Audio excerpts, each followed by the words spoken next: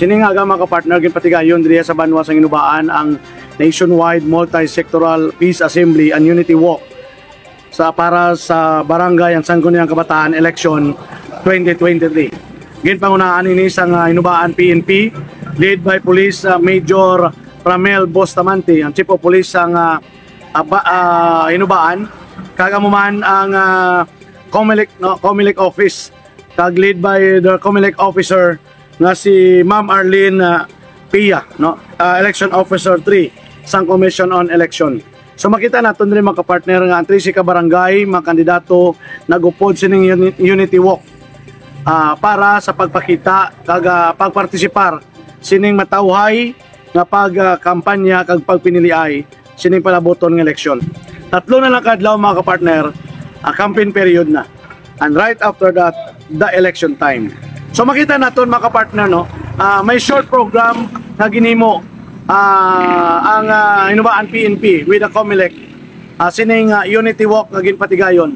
Then right after this may programa may discussion on kontrabigay sa mga concerned agencies nga magapartisipar sa ining palaboton ng eleksyon.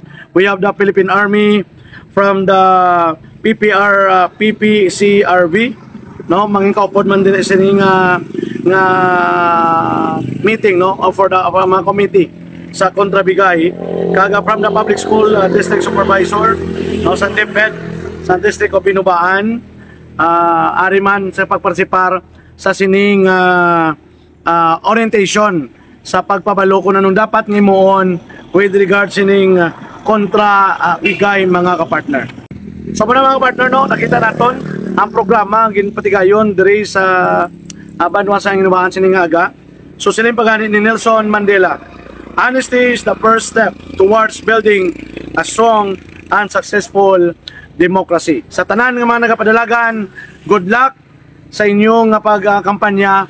Kag kung sino man ang magdaog, dapat aton pagapatunon, enjoy naton nina. Kag kung sino man maperde, dapat aton man pagapatunon. Kag mga tingwaan naton, natin sa sunod, may next pa man, papadalagan lang tayo liwat. Hindi naton pagdibdibon, hindi naton pagpaminsaron kung ano manggid ang maging resulta sa sining palaboton ng eleksyon. Balita, kalingawan, kag pagpalangga. Ini si ka-partner Kenneth Perez. 1. Ginubaan.